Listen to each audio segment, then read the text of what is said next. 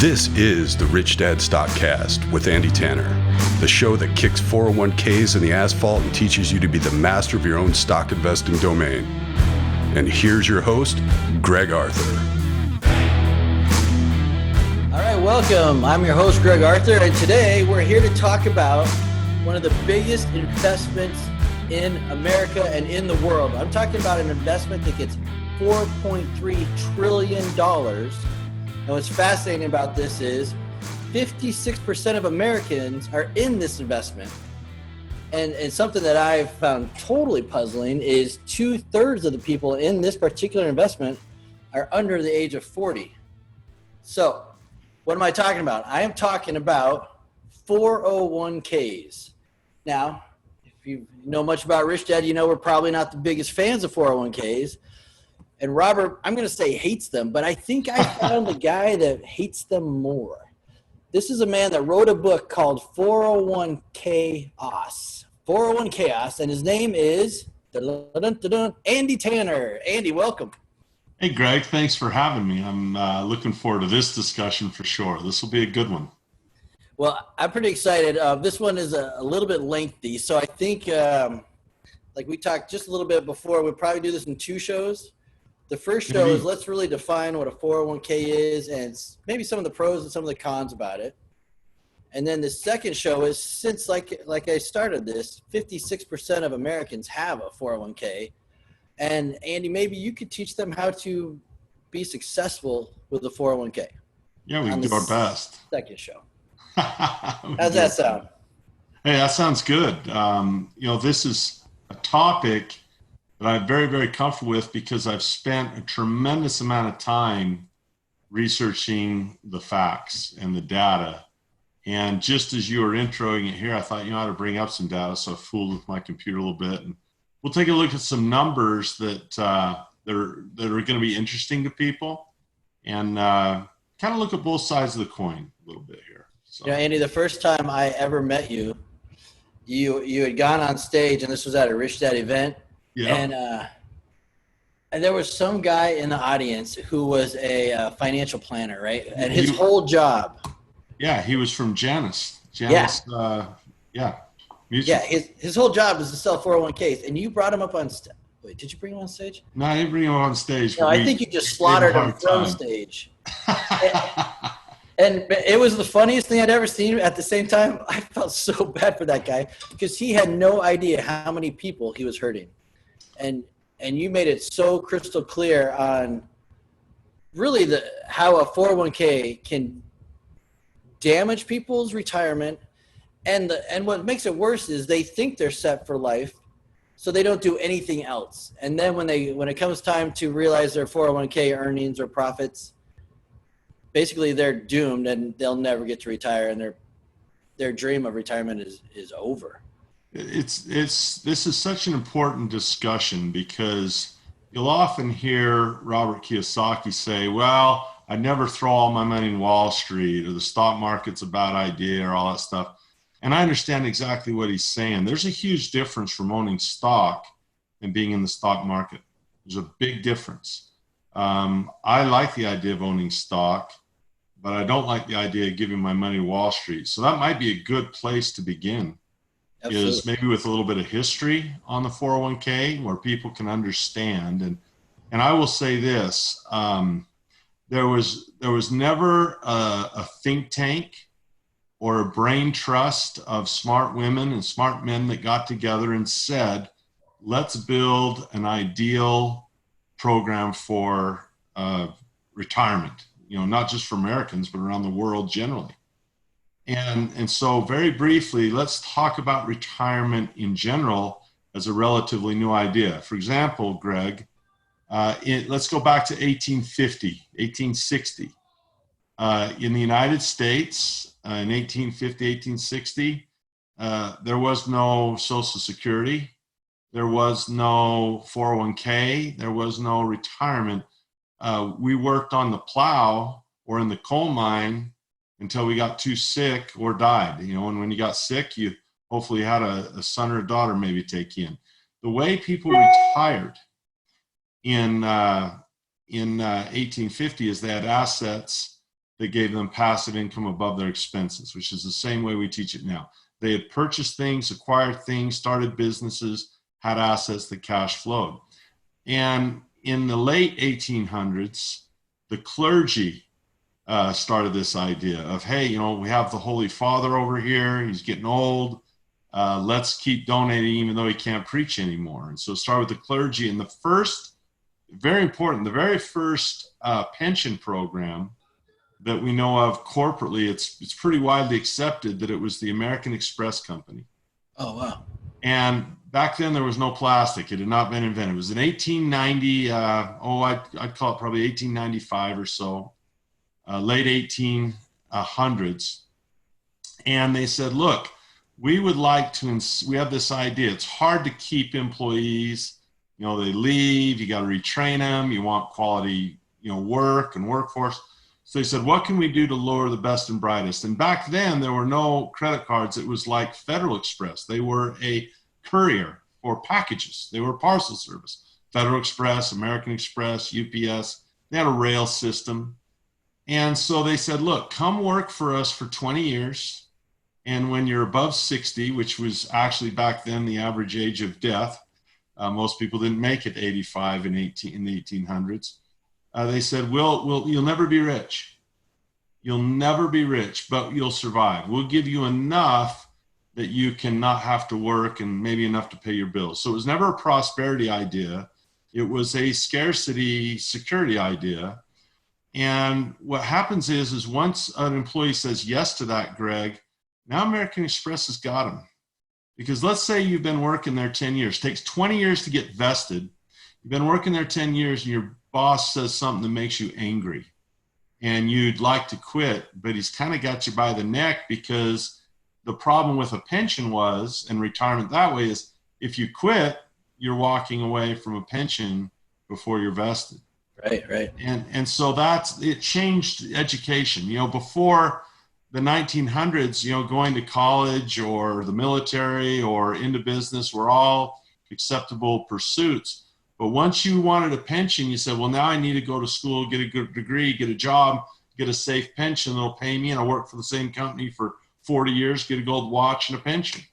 And that was, it really changed how education was looked at. Get a college degree, go out and do this. Well, in the 1950s, have you ever heard of the Studebaker? You're kind of a car, you know, sure. The Studebaker company, they had the Auto Workers Union and they were going bankrupt.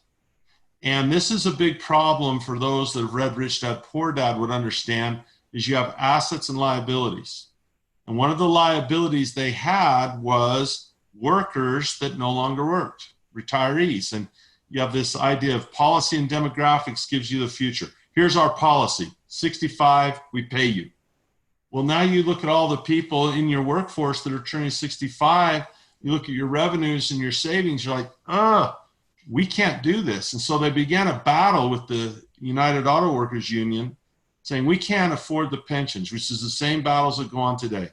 We can't afford the pensions. We can't afford the pensions. And the workers are saying, but you promised, right?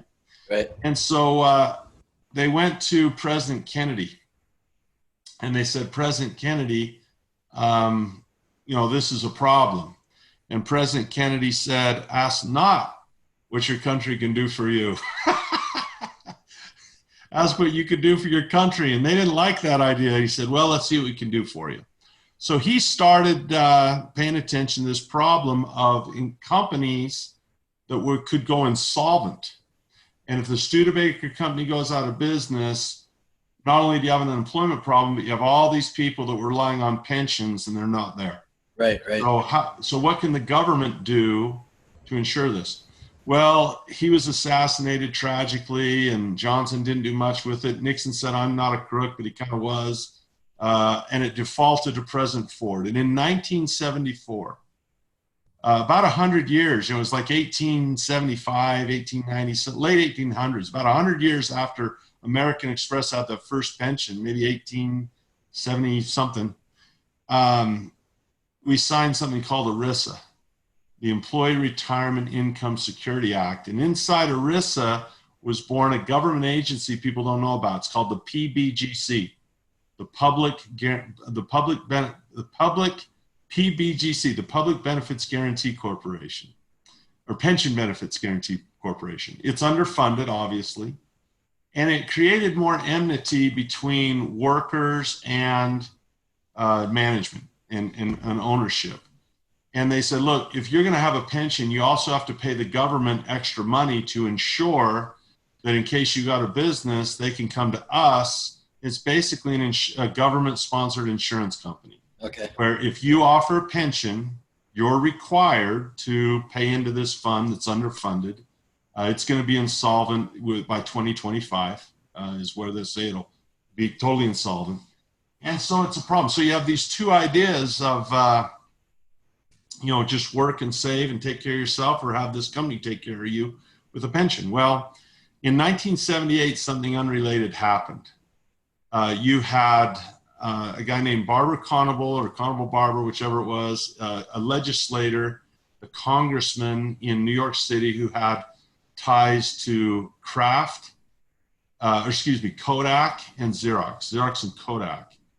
And all of these banks were getting tax breaks for their elite, saying, hey, we can get a bonus for $100,000 and stow it away and not have to pay taxes on it. And these guys got in Carnival Barber's ear in 1978. Jimmy Carter was failing as a president with Iran and energy. And so they had this tax bill they wanted to put together, a Carter tax bill, and everyone was trying to throw their stuff in it.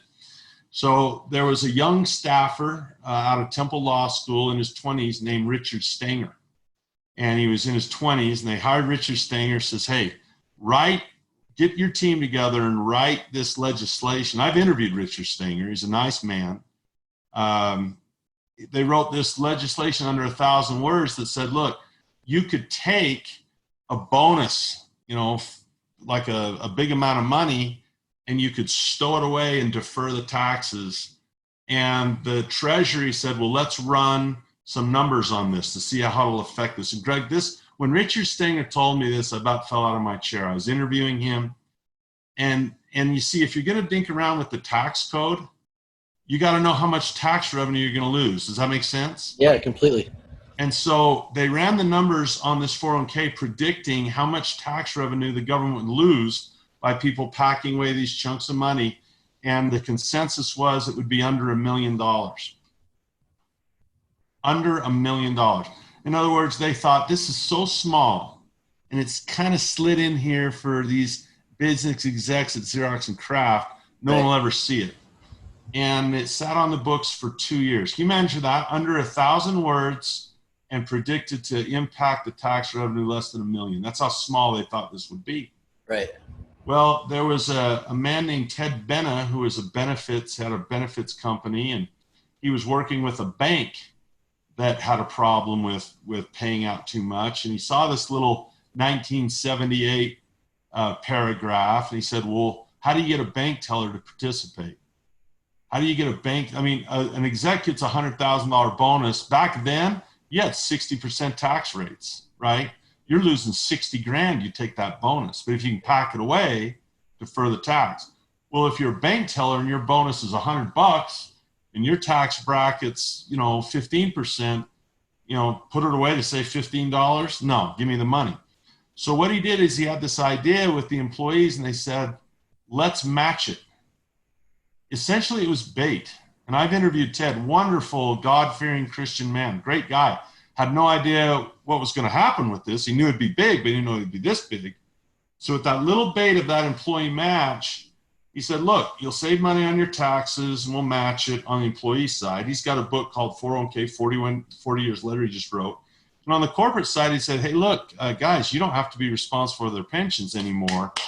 Just throw them this little match, get them in, and then when they leave or when they retire, you have no liability on that side anymore.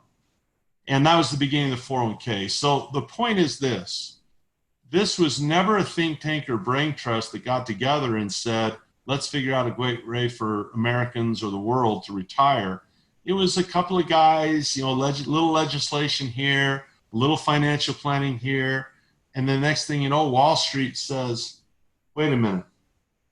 Our business is assets under management. We take people's money and make money with it with fees. if we can put people on autopilot to where every 2 weeks we get a portion of their paycheck, and the legislation you can see clamps down on that. Now it's like instead of opting in, you have to opt out. And they have, raises that come automatically the more. And if you look at it from that other side of the coin, Greg, the amount of money that Wall Street receives from these and makes money off it is astounding. And here's the thing that's amazing about it, is they put you in funds that mimic the market. In other words, how much intelligence does it take to do what the market's going to do anyway? So I remember seeing you on stage, like I said, and I think the analogy you used is you could take a monkey with a dartboard and throw these darts at stocks, and he will be as successful as a stock picker who's in charge of 401ks. Often that's the case. In fact, that's not a euphemism. That's actually a true experiment they tried.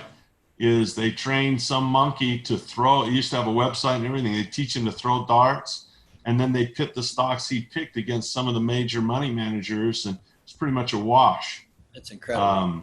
It is incredible. So here's the thing to understand: now that we have a little history and a little context for the discussion, Robert often says there's 3 sides to a coin: heads, tails, and the edge. And in this, it's almost less like a coin. It's more like a dice, where you have, 8 or 9, or what is it? How does that have 9 edges or 6 sides? And there's many sides to this. For example, you have the government side, because they're going to have tax revenue deferred. So they have to have part of the law that says, when do we get this, right? And at age 70 and a half, now they're upping that. Donald Trump is in favor of letting Wall Street hang on that money a little longer. Where you have to take distributions and pay taxes. So the government's part of this. You also have business as a part of this. If you run a business, paychecks and pension checks are a liability. They're an expense. And so you have the business Main Street side of it. You have the Wall Street side of this, which is the biggest side. Those guys are showing their fangs. They're showing their thirsty, greedy, drooling mouths at any type of money. As a matter of fact, the new legislation that Trump is for is saying, hey, we can let hedge funds take stewardship of this money. So you could absolutely have blue-collar workers, white-collar workers with no financial education investing in hedge funds now as part of their 401k plan. Some of the riskiest stuff you can possibly do. Why does Wall Street want this legislation? Is any way they can get their hands on that money, it's huge. And pensions and 401ks have the same type of greed. It's like a fishing hole, man, filled with fish. And they come and they're showing their fangs, wanting to get their share of this money. You look at the pensions in Kentucky. They couldn't afford to pay the teachers, and they weren't getting the returns they wanted, so they went to Wall Street. Wall Street put them in hedge funds, like the Daniel Boone Fund. They literally had a fund called the Daniel Boone Fund in Kentucky, and the fees they took were exorbitant. And can we talk about that real quick? Yeah, please. So you mentioned the 3 sides. In all honesty, usually I think the government is the villain, and it doesn't really sound like they're the villain here. And I don't think the business is the villain, because the plan they were using wasn't working, and they needed another solution. They needed to try something. But I think the villain here over and over and over is Wall Street.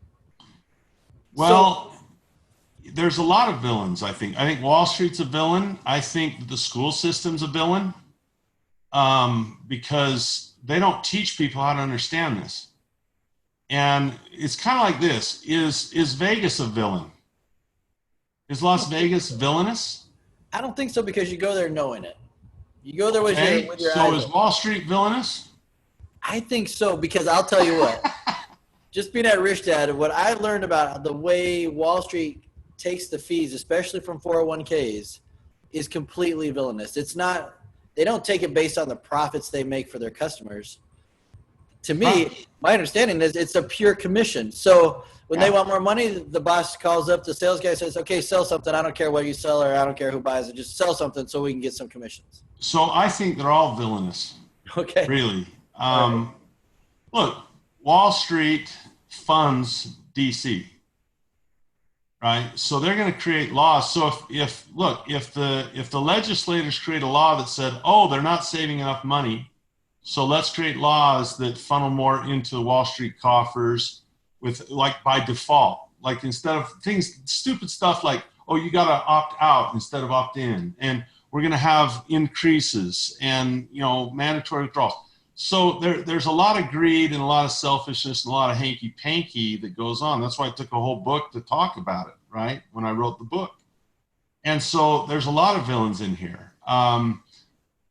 If you're running a business, if you read Ted Bennett's book, you know, 40 years later, you can on one side see the pitch that they made to the employee, and the other side, like the employee was going to save 30 to 40, 50%, you know, all this money matching these huge numbers. Then he turns around and says, hey, a lot of people won't participate. A lot of people won't pay attention. This isn't going to be a big cost to you. Right. So it really is a story of greed and selfishness on the part of everyone, really. And even and you know who they will blame? Like, can I just bring up my screen and show something here? For those that are just listening audibly, here's something that to me is worth seeing if I'm allowed to share my screen for a minute here, Greg. Can you see this right here?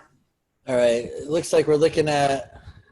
This is age and how much and balances that they have. Now, this is on page 51. Let's remember that, and let's look at what we're really assaying here. This is how America saves from Vanguard 2020.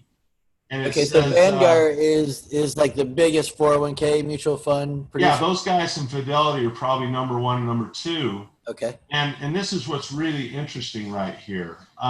When you look at, you know, some of the numbers, there's about, debating on who you talk to, there's trillions of dollars in these. And watch this. Vanguard is a long-standing, steadfast partner to plan sponsors, as evidenced by 1.3 trillion in defined contribution assets under management. So let's say you got, you know, $5 trillion in American, you know, mutual or defined contribution plans. These guys got 1.3 of it, which is down from 1.4 of it last year. So this is a large sampling, is what I'm saying. Yeah. You know, this is not a small sampling. Yeah. And when you look at how it's done, notice that this is in 2020 release. So what data are they using? Well, they're using 2019 data, where the stock market is where in 2019? I think it was sky high. Highest it's ever been in its history, right? In fact, in 2009, if you'd have said invest in the stock market, it would have been the smartest thing. Nothing returned better than the stock market, right? I mean, you could have bought real estate, you could have bought whatever, but buying into the stock market would have been just insane returns, right? Watch this. You'd think, let's go back into this report and let's see how people are actually doing. And I think you'll find this interesting. The average is different than a median. The median works this way, in that you have the person right in the middle, right? I mean, let's say that you know, you and I and our producer, Rob, all pile our money, and Rob's a trillionaire, and you and I are both homeless. Well, the average is going to look pretty good for all of us, right? Yep. So I'd rather look at the guy in the middle. And if you look at people retirement age, 55 to 64, they've got $69,000 ready for retirement, and the people who have already retired have $64,000 to their name. That's what they have to live on for the rest of their life. Yeah, and you think about this. If you pull out the calculator and do a little math on this, it really is astounding, because let's say you're going to live 65 to 85, and a lot of people live longer than that, but that's 20 years. So if I take $70,000 and I divide that by the 20 years you got to live on, that's $3,500 a year, correct? Let's make sure I did that right. $70,000 divided by that 20 years of retirement, $3,500 a year, that's about $291 a month. That doesn't even pay your property tax. So even if your car is paid off, your house is paid off, it's still doomed. Astounding. Even if you take the average, and you got to understand, there's several multimillionaires, the rich executives, that drive this up. Obviously, if the median is half of what the average is, that means you're top heavy in the 1%.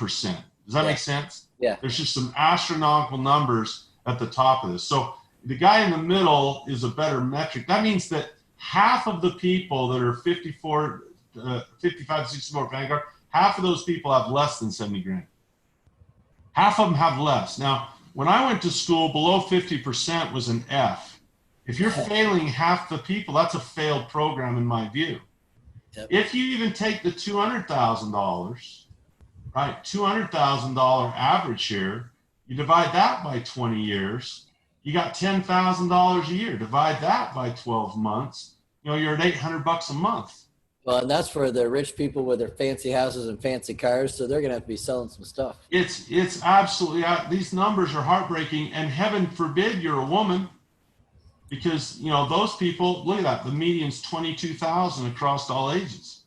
Right, because as opposed to a man who's $10,000 better. That's wrong, right? The demographics are wrong. It is, look, that's just the numbers. So when I say it's a failed program, what I'm saying is this was never designed to shoulder the burden of retirement. And when you look at the amount fees take out of this, Greg, they take the lion's share of the, they just take the lion's share of the money through fees. So let's talk fees, because earlier I brought up the villains, but let's explain why they're villains. You're not a villain because you're trying to help people retire. Well, why are they villains? I'm a bit of a villain, I think, because of who I blame. Who do you blame for this problem? I'm not a fan of victim blaming. What Vanguard would do, if you showed them these numbers and say, Vanguard, this is a failed program, it's not going to produce appropriate monies for retirement. It's a failed program. Let's say, well, that's not our fault because people didn't give us enough money. Our fees are low, blah, blah, blah. They didn't give us enough money. It's low participation. So then they go to the government and said, we need laws so they give us more money. We need more money to go on the Wall Street in the name of savings. But this is not savings. This is investment. This is not money sitting on a shelf. You don't make a deposit, you make a purchase. You don't make a withdrawal, you make a sale. Those are different taxable events. Savings, to call a 401k a savings plan rather than an investment plan is incorrect, because it's not like saving money. It's brutal. So yeah, let's talk about fees. What do you want to talk about? I could go on forever on this. Right. So people are putting their hard-earned money in here, and then they're not seeing the returns they're expecting. My understanding is because the money is going to fees. How are the fees collected? How is Vanguard justifying taking the fees? Well, they take it off the top. Now, Vanguard, to be fair, is among the lowest. Okay. They are among the lowest, to be fair. But John Bogle, their founder, who quit his job at Vanguard, ironically, before he died, the late John Bogle was very much a champion for lower fees. He felt they were exorbitant. He made a really interesting interview once where he talked about the law of compounding costs. And, there's just interesting data that if you take, he said, you take $1,000 at 8% and you invest it,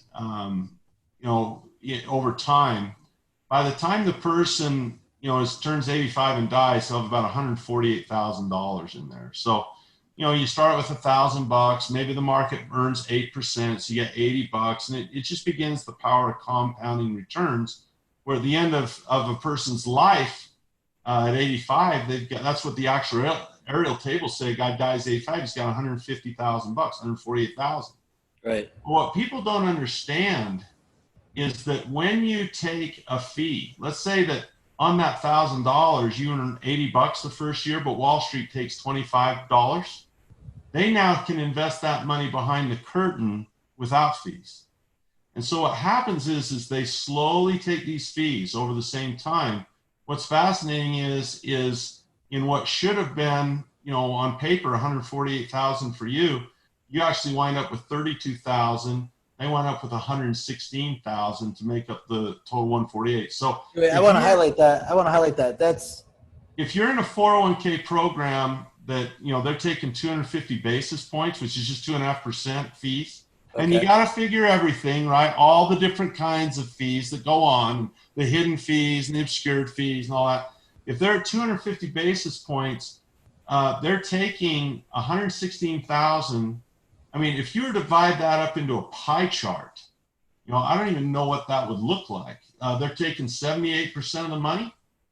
Looks like that's what it would be. 78% of the cash is going to them off those two numbers. Let's bring that down so we can show it very cleanly, right? Now, even if you're only at 200 basis points, they're taking 100,000. If you're at 150 basis points, they're still at 88,000. At 1% fees, at 100 basis points is finding when they tip the scales.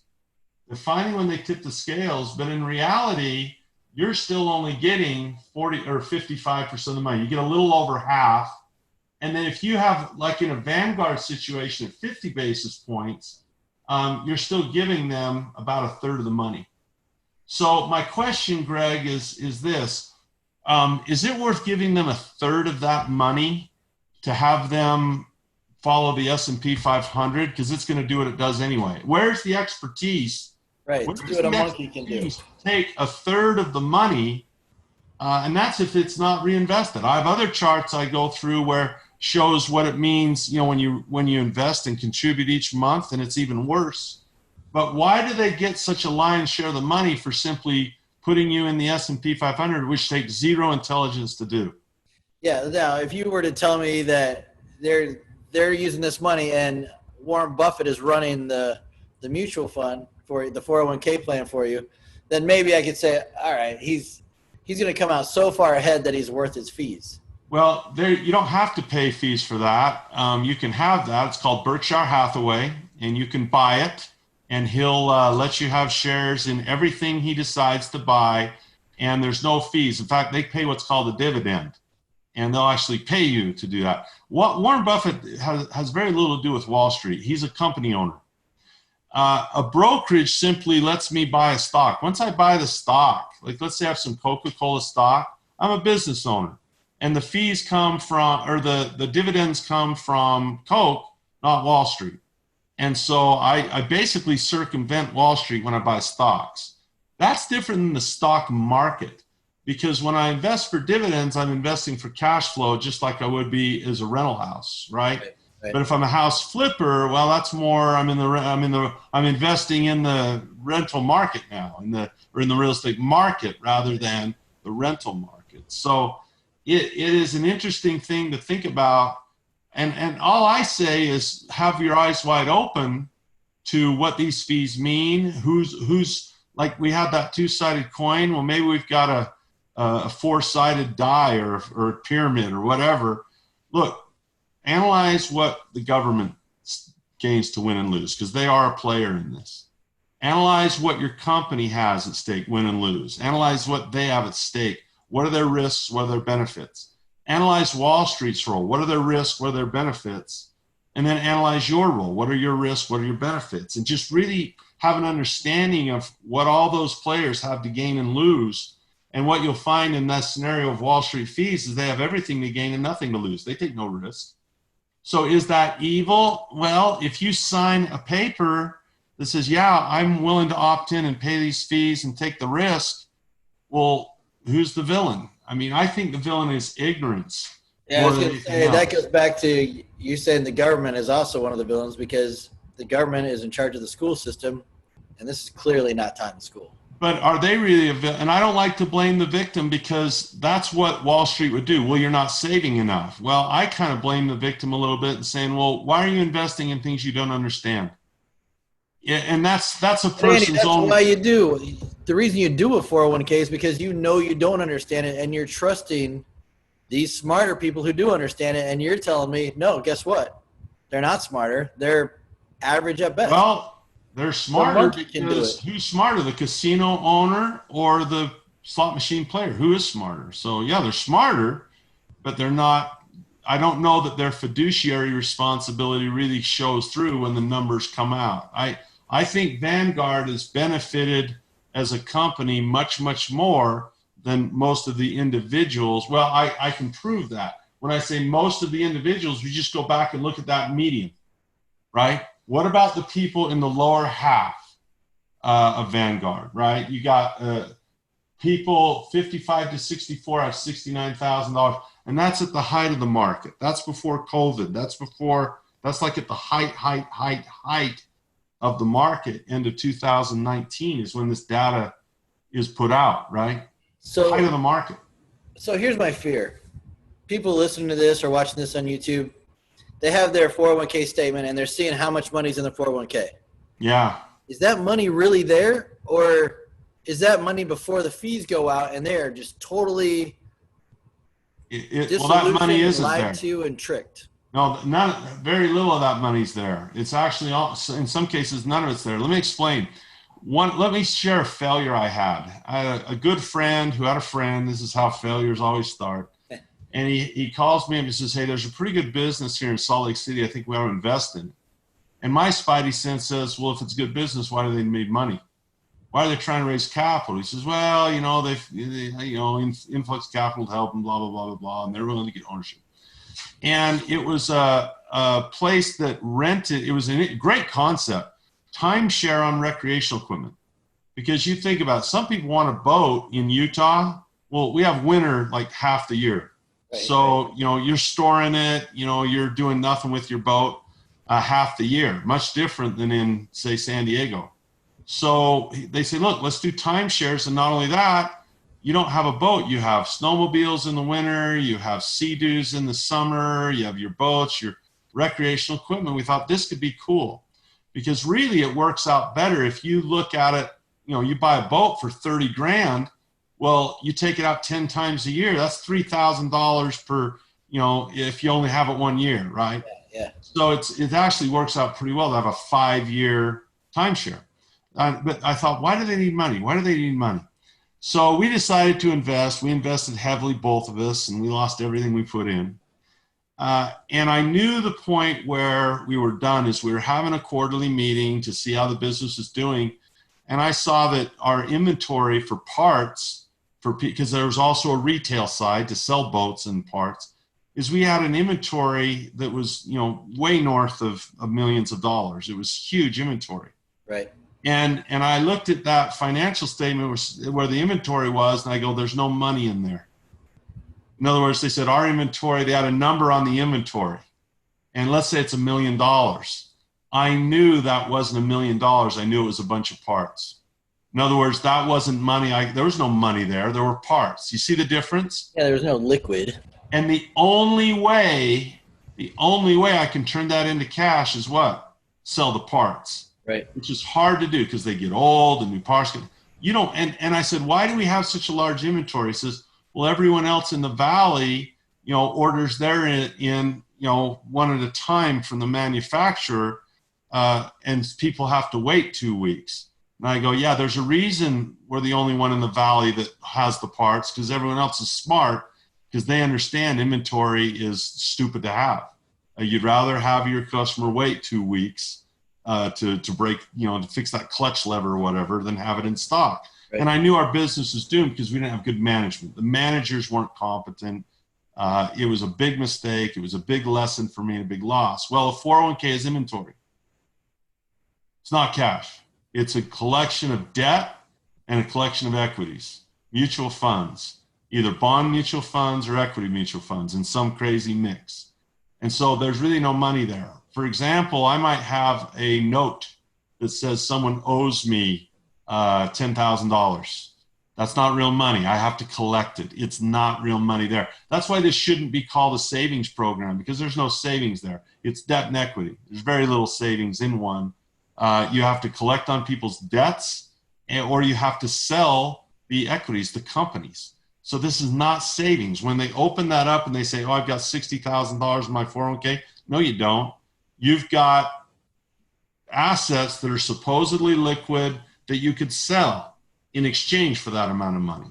It's an estimate of their worth. Well, like real estate, go out and sell them. And if you have everyone selling at the same time, for example, let's say there's a COVID issue. Well, the amount of money that they could have sold those for dropped dramatically, didn't it? Yeah. 30%. 30%. Well, if it was real cash, it'd still be there. But what it was invested in lost value. So understanding that it's not cash, it's something that can move up and down in its price to sell is a very important part of understanding 401ks and pensions and, IRAs and SEPs and VIVAs and KIOs and all the other different type of retirement plans that are out there. So I think we've managed to make everyone severely depressed because according to the stats, Probably not. 56% of our listeners have one of these 401ks, and they're now probably a little bit terrified. So don't worry. Next week, listen to the show, and we're going to have Andy teach us possible solutions and possible ways that you can minimize the damage. What do you want to say there? I think for me as an education advocate, it's going to be pretty predictable. What I'd say about this is the first thing, the good news is you can get smarter about this. And I'm not saying 401ks are going to be good or bad. I've made my decision. I think they're terrible. I think they're a horrible idea. But it's really about your education and what a person wants to learn. And I think what would be great for next week is to talk a little bit about two things. The most important question I get when people read my book, 401 Chaos, is they say, how do I get my money out of here? Yeah, exactly. I remember I was on a panel in Florida with all these people. It was a strange session, Greg. There were probably 1,000 people there, and any of them could approach a mic. They just lined up. And they could ask like 30 people. I didn't know what I was doing on the piano. I looked around like I'm not smart enough to be on this panel. So I sat there quietly thinking I wouldn't get any questions. And I had a lady come up to the mic and she says, Andy, you've been critical of 401ks. How do I get my money out of my 401k? And I asked her a question. I said, well, if I told you how to do that, what would you invest in? And she said, well, investments.